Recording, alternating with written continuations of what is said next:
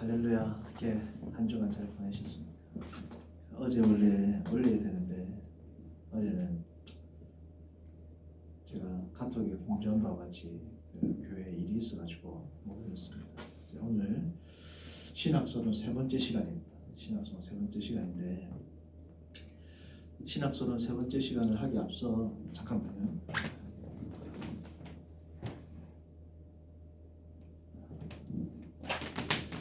신학서론 세 번째 시간을 하기 앞서 우리 기독교 강요 1장 과제로 나갔죠. 그리고 그 뭡니까? 웨인 그루든의 조직신학 또 1장이 과제로 나갔습니다. 그래서 웨인 그루든의 1장 그냥 읽으면 나는 내용이고 기독교 강요도 뭐 그렇게 어려운 내용은 아닙니다. 왜냐하면 프란시스 황제가 초신자거든요. 초신자한테 말 그대로 강요 요약해서 기독교의 진리를 소개하기 위해서 칼빈이 쓴 글이기 때문에 칼빈의 글 중에서는 비교적 초보적인 쉬운 단계에 있는 책입니다. 그런데 우리가 익숙하지 않으니까 좀 어렵게 느낄 수 있는데 계속 읽으시면 이제 잘 알게 됩니다. 제가 1장을 간략하게 소개를 해드리면 1장은 하나님의 지식과 인간의 지식이 연결되어 있다가 이제 칼빈의 출발점인데 이 칼빈의 1장은 사실 신학사에 있어서 코페르니쿠스적 전회라고 할 수 있습니다. 코페르니쿠스적 전회가 뭐냐? 칸트의 말을 빌리자면 코페르니카니쉬 벤데, 그러니까 코페르니칸 레볼루션. 그러니까 그 이전에는 천동설이 지배를 했잖아요, 그렇죠? 그런데 코페르니쿠스에 의해서 완전히 입장이 세계관이 어떻게 돼요? 완전히 바뀌게 됩니다. 그런 것처럼 임마누엘 칸트에 있어서 인식론의 체계가 완전히 바뀌거든요. 그런 것처럼 지금 칼빈의 기독교 강요 1장은 신학 체계에 있어서 신학을 하는 방법론에 있어서 가히 뭐 코페르니쿠스적 전해라고 할 만큼 큰 인식론의 차이가 있습니다. 그게 뭐냐? 첫 번째 1장 1항이 뭐였습니까? 자신을 알지 못하고는 하나님을 알지 못한다. 생각나죠? 자신을 알지 못하고는 하나님을 알지 못한다. 이게 뭐냐면 성도님들, 칼빈 이전의 모든 신학들은 예를 들면 피터 롬바르두스나 아니면 토마스 아퀴나스나 어거스틴이나 우리가 아는 그 진비한 위대한 신학자들이 하나님에 대한 지식 가능성, 하나님은 어떤 분인가, 신은 존재하는가, 신 지식은 가능한가, 신을 존재한다라고 말하기에 앞서 신 존재에 대한 우리의 인식은 어디까지인가를 논하지만 다 뭡니까? 우리가 논한단 말이죠. 근데 칼빈은 어떤 입장이냐? 우리가 하나님을 감히 논할 수 없다 이겁니다. 사실은 그게 뭐냐면 자신을 알지 못하고는 하나님을 알지 못한다. 이때까지 칼빈 이전의 중세 신학은 인간이 이성으로 하나님을 이성적 사유로 알 수 있다는 전제에 의해서 신은 누구인가? 신 존재 증명을 어떻게 할 수 있는가? 신에 대한 우리 인식의 경계는 어딘가를 논하는데 칼빈은 1장 1절에 뭐라고 시작합니까? 자신을 알지 못하고는 하나님을 알지 못한다. 그 말은 뭡니까? 우리가 인식론적으로 우리는 부패해 있고 제한되어 있기 때문에 우리가 감히 하나님을 안다라고 말하는 것은 사실은 어불성설이라는 거죠. 그게 1장 1절에 던지는 엄청난 패러다임의 전환입니다. 그렇죠? 그리고 나서 1장 2절에 뭐라고 이야기합니까? 하나님을 알지 못하고는 자신을 알지 못한다. 그러니까 자신을 내가 어떤 존재인지를 알지 못하고는 하나님이 어떤 분인지를 알지 못하는데, 그런데 그것 또한 나에 대한 입장, 내가 어떤 존재인지 역시 누구를 통해서만 알 수 있다는 겁니까? 하나님을 통해서 하나님을 우리가 알고 나서야 비로소 알 수 있다는 겁니다. 이게 중세 때 신학과의 엄청난 차이를 아시겠죠? 그래서 1장 3절에 뭘 이야기합니까? 그 하나님을 알 때 그 하나님은 인간과의 인카운터, 만날 때 어떻게 나타나냐? 하나님의 엄청난 위엄과 영광으로 나타나는데 그 영광과 위엄 앞에 있을 때 인간이 자신을 자각하게 되고 그때야말로 비로소 뭐가 시작된다는 거예요. 진정한 의미의 신학이 시작된다는 거예요. 그러니까 이제 다음 주 과제로 나갈 2장은 자연스럽게 논리적으로 어떤 내용이 나올까요? 그러면 하나님을 안다는 건 뭐냐? 그죠?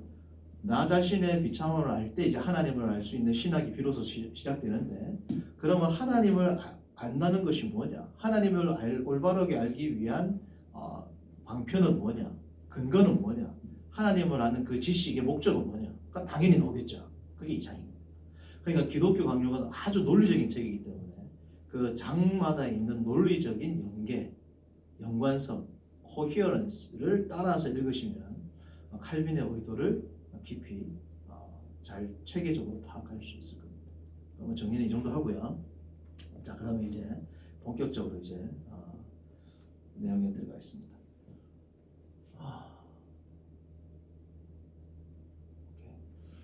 시간을 봤어요. 자, 신학의 종류와 출발점. 신학의 종류와 출발점인데, 성도님들, 역사적으로는 이 신학의 종류와 출발점에서 역사적으로는 신학에 대한 입장에 대해서 세 가지 어프로치, 세 가지 접근 방법이 있습니다. 역사적으로는 이 세 가지의 선택권이 있었어요. 첫 번째가 뭐냐면 주경신학입니다. 주경신학.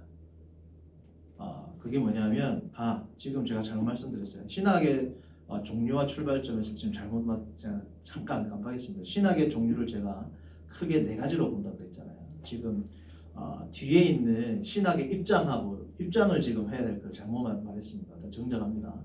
신학의 종류와 출발점은 사람들마다 분류하는 방식이 다른데 저는 특별히 네 가지로 분류를 했습니다. 첫 번째가 뭐냐면 주경신학입니다.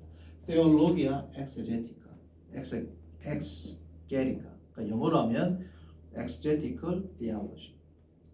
그게 뭐냐면 X가 밖으로 끄집어내는 거거든요.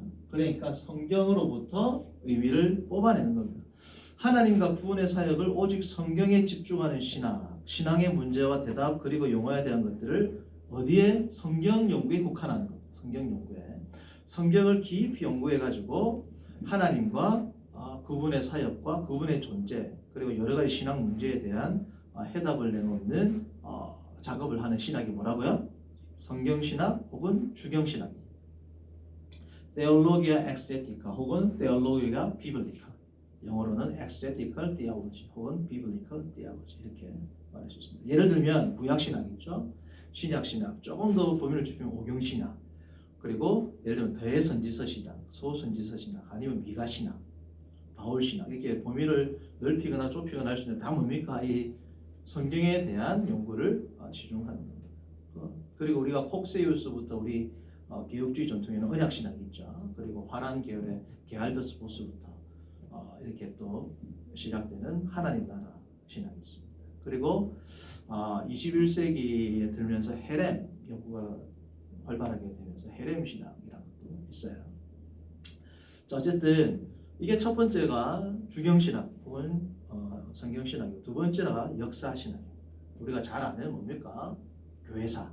근데 이게 교회사는 단순히 성도님들 교회 몇 년대에 무슨 일이 일어났다, 몇 년대에 교회의 분열이 일어났다, 몇 년대에 뭐 순교의 일이 일어났다. 단순히 횡적으로 교회의 역사를 시간 순서로 배열하는 것이 역사신학이 아니에요. 교회사가 아닙니다. 역사신학이라는 것은 뭐냐면 역사 가운데 교회가 뭡니까? 가르친대요. 역사 가운데 초대교회에서 말하는 세례, 중세교회에서 말하는 세례, 초대교회에서 말했던 삼위일체, 중세교회에서 말했던 삼위일체. 그러니까 역사의 흐름 가운데 교회가 계시를 해석해서 다시 말하면 성경을 해석해서 가르친 내용이 무엇인지를 밝히고 연구하는 학문이 뭐라는 겁니까? 역사신학입니다. 즉 초대교회에서 가르친 구원, 하나님, 예수님과 중세교회, 근세교회의 가르침을 어떻게 비교 분석하면 초대교회는 이런 사상이었고 중세는 이렇고 근세는 이렇다라는 게 뭡니까?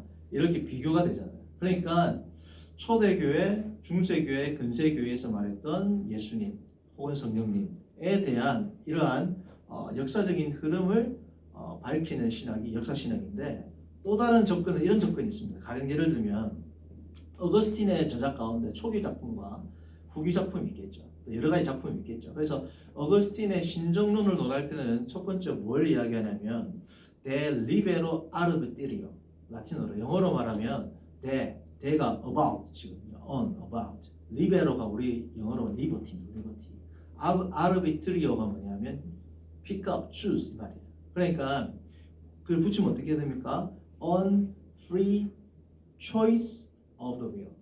그래서 의지의 자유로운 선택. 우리로 말하면 의지의 자유라고 번역이 된 분도출판사에서 번역된 책이 있거든요. 그래서 어거스틴의 델 리베로 아르비트리오에 나타난 하나님의 정의와 그의 말년에 쓴 뭡니까? 신국로 끼비타스 데이, 끼비타스 City of God. 그러니까 하나님 신국론, 하나님의 도성에 나타난 하나님의 정의를 비교해 보면 어떻게 큰 통일성이 있고 어떻게 큰 또 뭡니까? 발전된 개념이 있겠죠. 그러면 어거스틴 신학에서 어거스틴이 말하는 하나님의 정의는 이러한 기본적인 바탕이 있는데 그 가운데 이렇게 발전을 했다. 그럼 왜 이런 발전을 했는가? 역사적인 상황이 있겠죠. 그 역사적인 상황과 함께 비교하면서 어거스틴의 사상의 발전을 알아보고 또한 어거스틴에게 그러한 사상을 개진하게 한 역사적인 배경도 같이 알아본단 말이에요. 그게 뭐예요? 역사신학입니다. 뭐 하나 더 예를 들면 가령 칼빈 같은 경우에 칼빈의 지금 기독교 강요 지금 우리가 읽는 게 최종판이거든요. 그럼 칼빈의 기독교 강요에서 나타난 최종판에서 제일 증거가 많이 된 게 국가와 교회의 관계입니다. 제일 마지막 파트에 나오는데 교회 정치와 국가 정치와의 관계가 초판에서보다 훨씬 좀 많이 다루고 있습니다. 그럼 초판에서 말하고자 하는 기본적인 골자는 같은데 조금 달라요. 그러면 칼빈은 왜 초판에서 말했던 국가와 교회와의 관계가 그로 하여금 최종판을 쓸 때는 달라지게 했는가? 그럼 어떠한 국가와 교회 간의 이 주권에 대한 하나님 주권에 대한 그의 사상이 변천했는가? 그럼 그의 사상을 변하게 한 이유가 뭔가? 그러니까 칼빈은 초기에는 가톨릭으로부터 핍박을 받았지만 나중에는 스위스에서 정치적인 권력 행사했지 않습니까? 그러니까 여러 가지 이러한 역사적인 배우와 상황을 보면서 칼빈의 뭡니까? 교회와 국가와의 그러한 신학 사상의 발전과 흐름을 살펴보는 것. 더 폭넓게는 아까도 말했던 초대교회, 중세교회 그러한 흐름들을 살펴보는 것. 그게 뭐라는 겁니까? 그게 역사신학이에요. 아까 주경신학, 역사신학 차이를 알겠죠? 그러니까 그런 것들 다 종합하면 뭡니까? 종합해서 나중에 조직신학을 하는 겁니다. 우리가 지금 하고 있는 조직신학. 자, 그리고 세 번째는 뭐냐? 우리가 지금 말하는 교의학, 다시 말하면 조직신학입니다. 그럼 교의신학 혹은 조직신학은 뭐냐? 성경 계시를 전체적으로 comprehensive, 아주 폭넓게 포괄적으로 거의 모든 주제를 다 다룹니다. 조직신학은. 모든 우리가 지금 신앙생활하면서 우리가 부딪히는 모든 질문과 모든 우리의 필요들과 모든 삶과 모든 삶의 정황들을 다 폭넓게 다루어 가지고 그것을 전체적으로 이해해서 어떻게 합니까? 거기에 대한 믿음의 항목을 확장하는. 다시 말하면 조직신학은 뭐냐면 성경에서 나오는 다양한 계시들이 있죠. 그리고 교회사를 통해서 여러 가지 또 교리의 발전들도 있었죠. 그거를 오늘날 우리가 모든 것을 통합해 가지고 오늘날 상황에도 예를 들면 천년 전에는 예를 들어서 여러분들 예를 들어서 메타버스 이런 거 모르잖아요. 그러니까 메타버스에서 우리가 어떻게 살아가야 하는가, 뭐 우리의 삶에 일어나는 모든 문제들, 성경에 나오는 모든 담론들을 다 조직적으로 체계화해가지고 뭡니까? 레귤러 피데, 믿음의 항목으로 만드는 거예요. 믿음의 항목이라는 건 뭐냐면 쉽게 말하면 하나님은 삼위일체로 계신다. 예수 그리스도는 인성과 신성이 있다. 그래서 기본적으로 우리가 이 믿음을 꼭 믿어야 된다라는 그 항목이 있어요. 영어로 말하면 regulation입니다. regulation of faith. 그러니까 참된 신앙을 가진 사람은 이러한 규율을 따라야 됩니다. 이러한 믿음의 법칙을 신앙으로 고백하는 사람이 참된 신앙입니다라고 하는 가장 기본적인 내용들이 있죠. 그것들을 체계화시키는 게 뭐라는 겁니까? 조직신학, 교의학이라. 가장 폭넓게 연구하는 학문이라고 보시면 됩니다. 네 번 이제 슐라이어마커 같은 경우에는 조직신학 혹은 교의학을 역사신학에 포함시켰어요. 이 이유가 있습니다. 그게 여러분들 헤르만 바빙크의 지금 일본에 이제 앞으로 과제가 나갈 건데 제가 먼저 과제를 말씀드릴게요. 헤르만 바빙크의 1장을 읽기 전에 이번 주에는 좀 분량이 많은데 1장 전에 서문이 있어요. 근데 그 서문이 되게 잘 되어 있습니다. 그 서문을 봐야지 헤르만 바빙크의 전체적인 신학 체계를 알 수 있어요. 그래서 그 서문을 보시면 슐라이어마커가 교의신학을 역사신학에 포함시킨 이유도 같이 언급을 합니다. 그 서문에. 서문에 언급하는지 일장에 언급하는지 모르겠는데 어쨌든 언급을 한단 말이죠. 그러면 교의학을 역사신학에 포함시키는 것이 부당한 이유에 대해서 잘 설명을 해놓고 있습니다.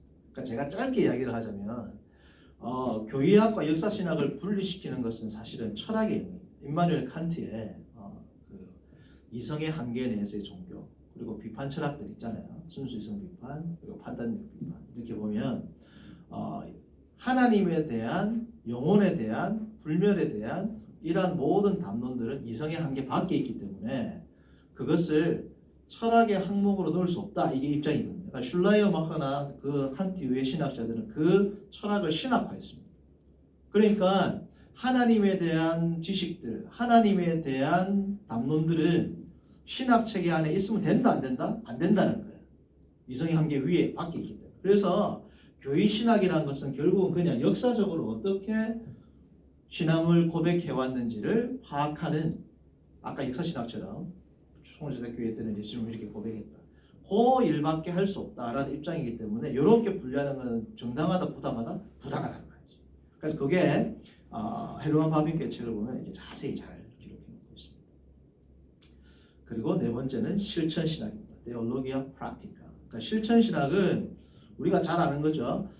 쉽게 말하면 우리가 교회 신학에서 체계해야 돼. 그리고 뭐 역사신학, 주경신학, 교회신학을 다 이제 포괄하는 게 이제 결국은 교회신학에서 다 포괄하죠. 그래서 우리가 믿음의 항목으로 만들고 우리가 신앙 고백한 그 내용들을 어떻게 해서 삶으로 실천하는가. 그래서 말씀이 사람들에게 적용되고 내면화하여 선포받은 자들 안에서의 말씀, verbum internum. 그러니까 inner verbum, inner words.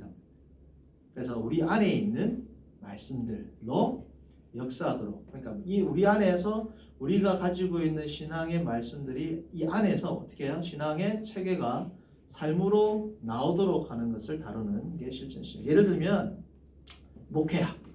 우리가 이제 뭐 성경신학이라든지 조직신학을 쫙 보면 목회가 뭔지를 알게 되겠죠. 그러니까 그게 현장에서 어떤 식으로 펼쳐나가는가가 목회학이 실천신학일 뿐이에요. 예를 들면 설교학. 이제 여러 가지 모든 것들을 구비하고 나면 그럼 설교를 어떻게 어떻게 우리가 설교로 전달하는가에 대한 실천을 다루는 거죠. 뭐 예를 들어서 또 다른 분야로 하면 예를 들면 제자 훈련 있죠. 제자 훈련학. 그러니까 제자 훈련이 뭔지 어떻게 제자 훈련을 하는 게 예수님의 말씀에 부합하고 성경 말씀에 부합하고 교리적으로 정당한지를 먼저 우리가 알고 나면 그것을 삶 가운데 어떻게 제자 훈련을 해야 되는지가 나오겠죠. 그러니까 이런 것들이 다 뭐라고? 실천신학입니다. 실천신학. 예. 자, 그러면 지금 신학에 대한 분류를 4개 했습니다. 뭐 했어요? 주경신학, 역사신학, 조직신학, 실천신학 이렇게 했죠. 자, 그러면 지금 우리가 무슨 신학을 하고 있습니까? 조직신학하고 있죠. 그럼 이 조직신학에도 파트가 있습니다. 조직신학에 이제 깊이 들어가야 성경신학을 하면 성경신학에 또 세부적인 파트를 하겠죠, 제가. 그러니까 지금은 조직신학 시간이니까 조직신학의 파트는 뭐 조금씩 다를 수 있지만 6개로 분류가 됩니다. 첫 번째는 뭐냐? 변증학입니다. 이 변증학이라는 것은 원래 변증하다. 사도 바울도 내가 그 법정에서 내가 변명할 것이 있습니다 라고 얘기하죠. 그래서 변명하다는 게 우리가 말할 때 좀 비겁하게 나의 입장을 변명하다 이 뜻이 아니고 변명한다는 말은 변호한다는 뜻이 있어요. 그래서 소크라테스의 변명 있죠. 여러분들 플라톤의 저작 가운데 그것도 아폴로기아 소크라투스입니다.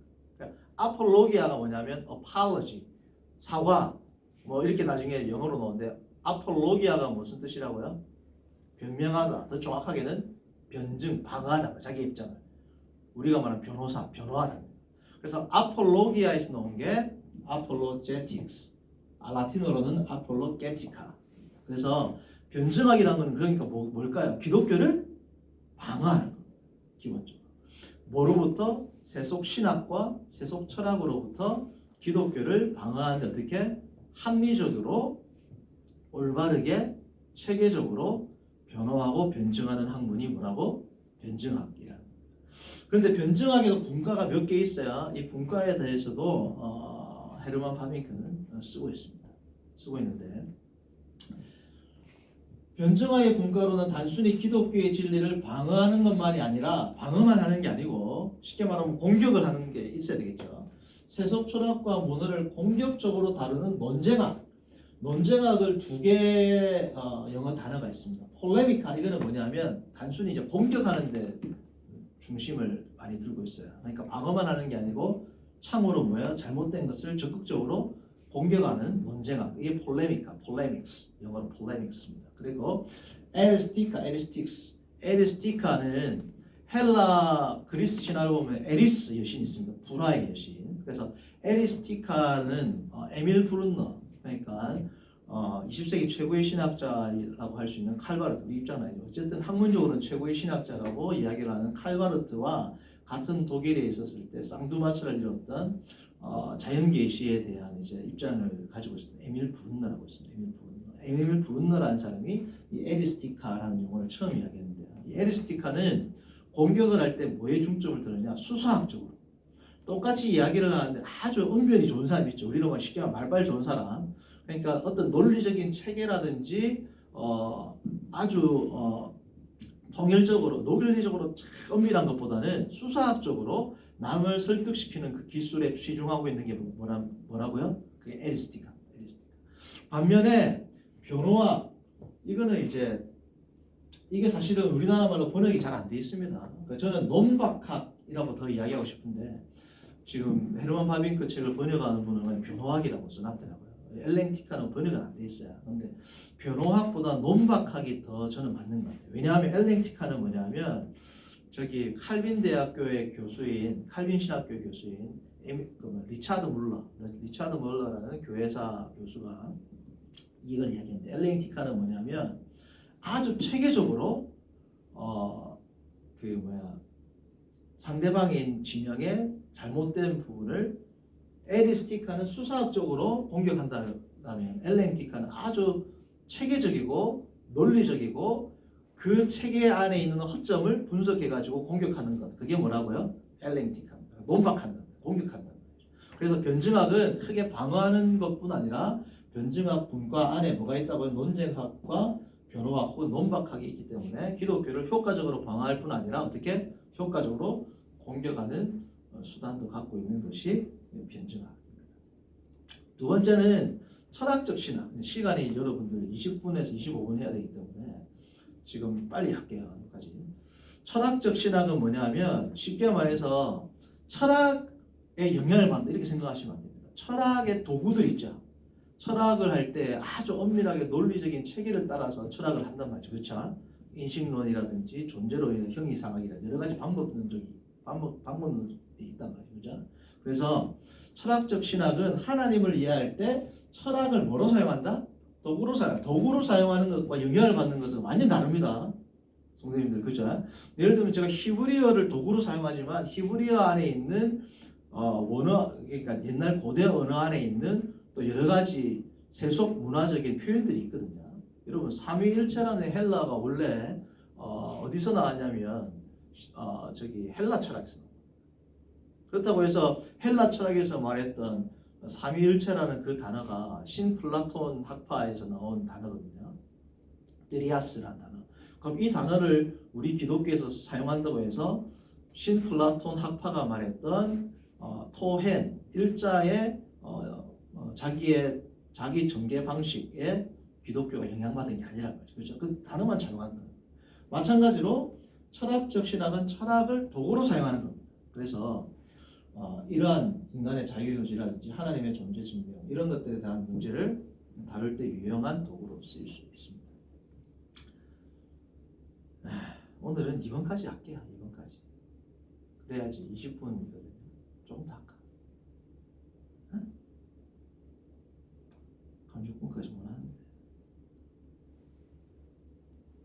3번까지 하겠습니다.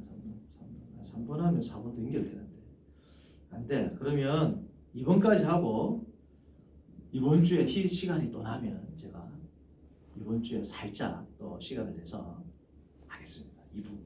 네, 이상입니다.